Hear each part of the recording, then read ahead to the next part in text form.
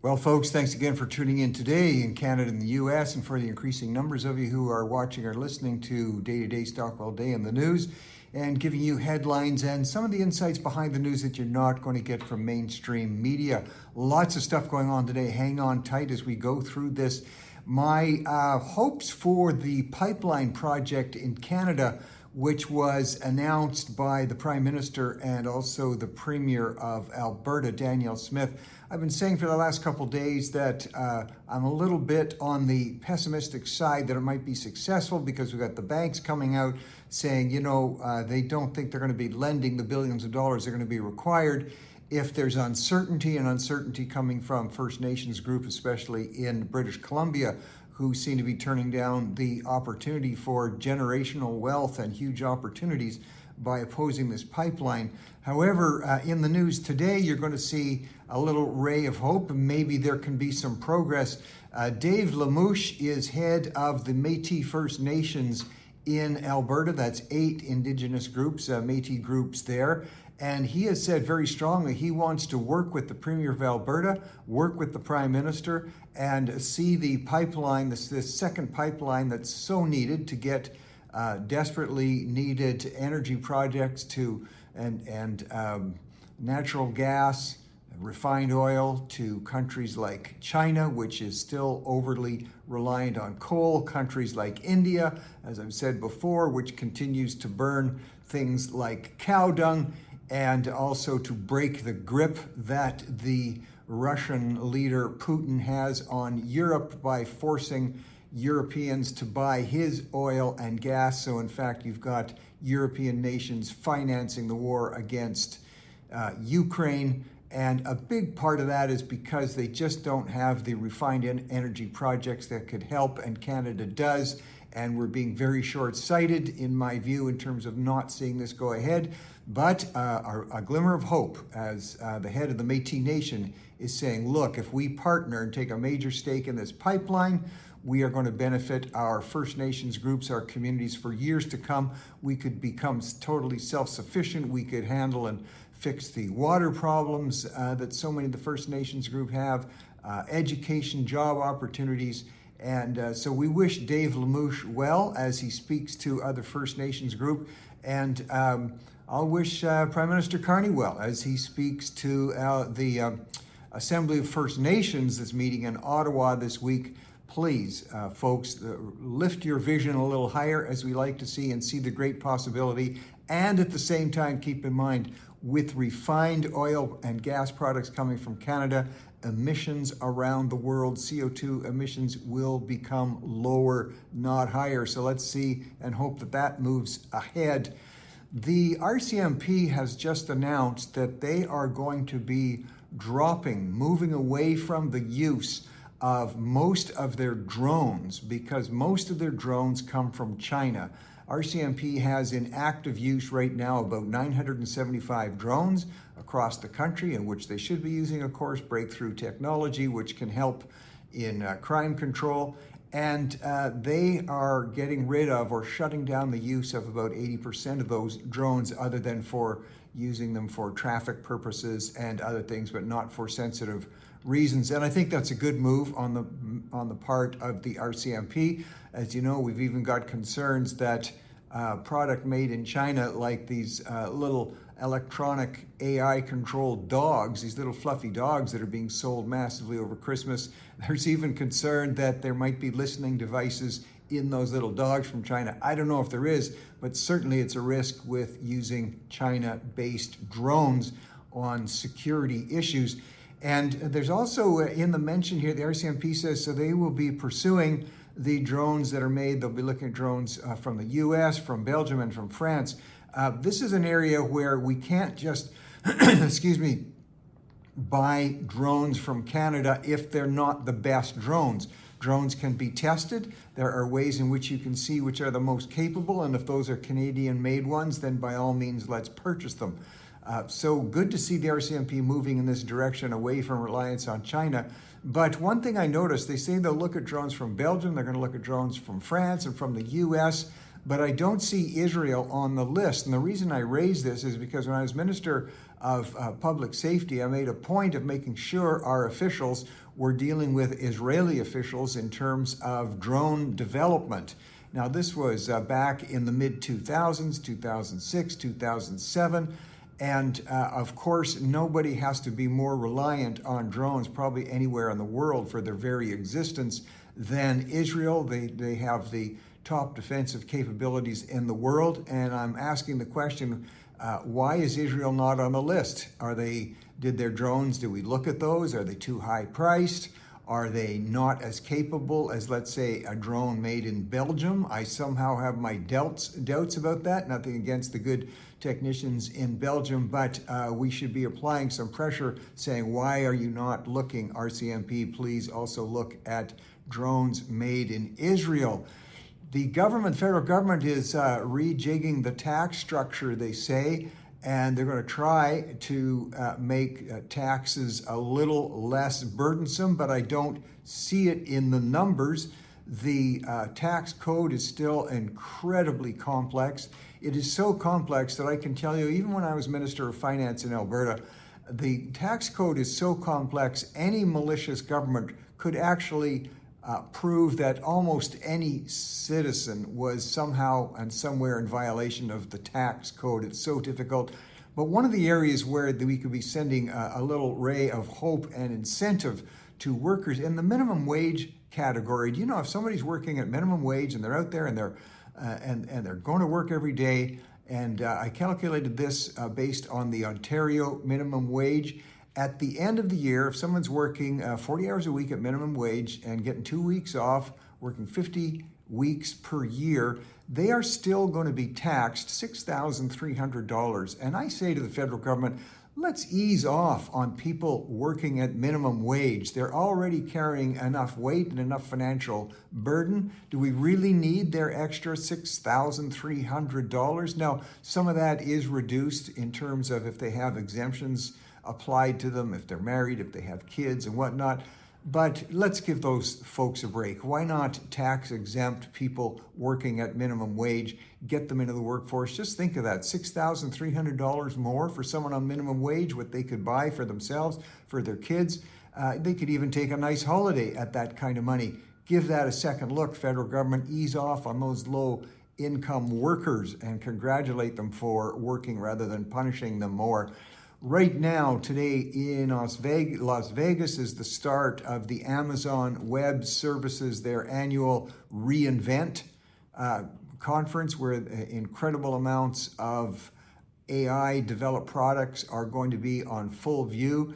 And last year, they were talking about how we can reduce so many processes that are involved in computers from months to weeks. And now that is speeding up from weeks to days. Add to that, NVIDIA has just announced a $2 billion investment in the AI tech firm Synopsys.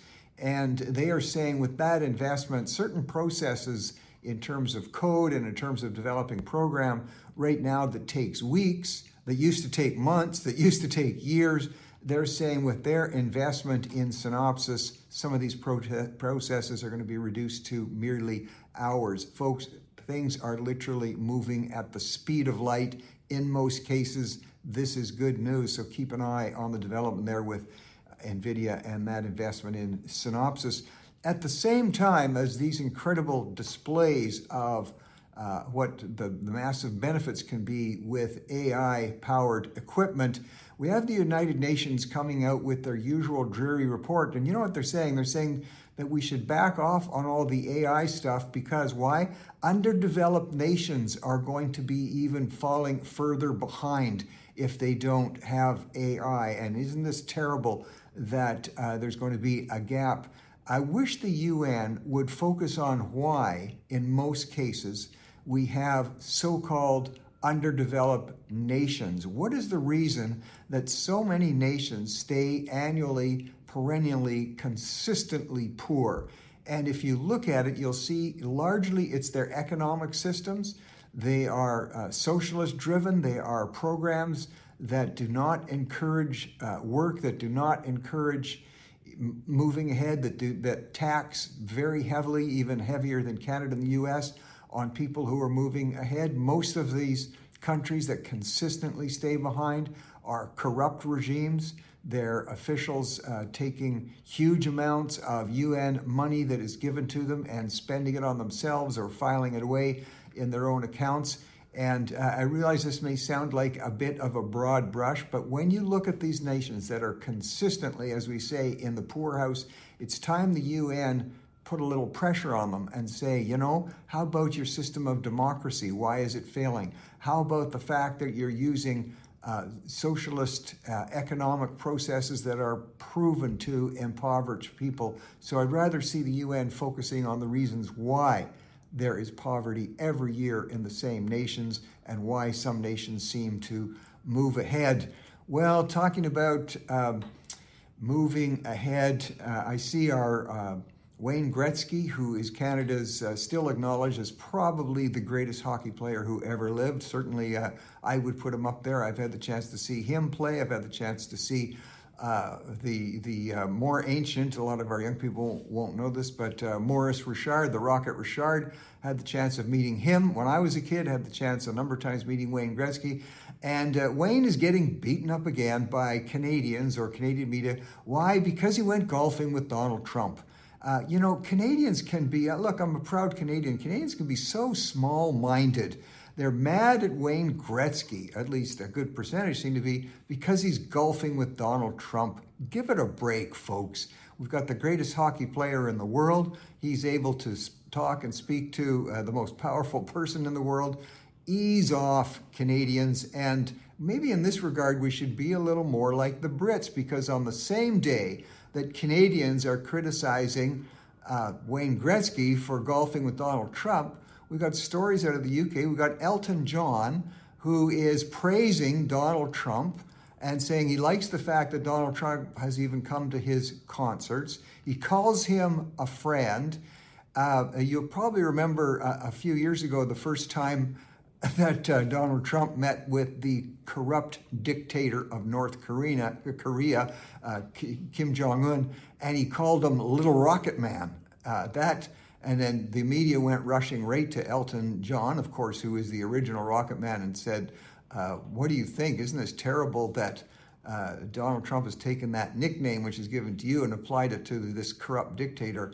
And Elton John laughed and he said, no, I think it's hilarious. It's funny that he calls him Little Rocket Man. And he's also praising Trump. Trump has a commitment that by the end of his term, or by the end of 2030, he wants to see a final cure for AIDS in place. And they've made great progress in that regard with the funding that Trump has been putting in to AIDS research.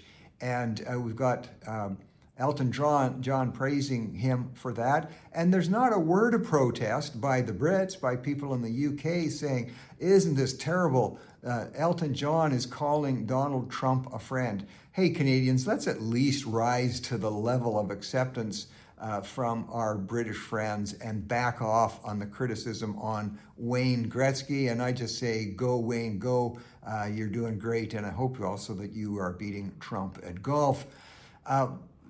Be watching your calendar, because in a couple days on December 4th is going to be the last supermoon of the year. The supermoon is when the moon gets closest in its orbit to the Earth. Gets so close you almost feel like you could just jump out on the horizon and land on the moon. So on December 4th, and set your clocks now, it's going to be a great sight at about 6:20 p.m. That's Eastern time. It's called the supermoon. It's also called the cold moon because Mohawk Nation gave it that hundreds of years ago when they observed it also brought in winter. So anyway, take a look at the super moon. And just closing out some of the interesting analogies that are being done right now. Every year, the famous dictionary people of the world look for words of the year. What are going to be the words of the year for the end of 2025? And contending for word of the year is, it's actually two words, but are you ready for this? Rage bait. Rage bait.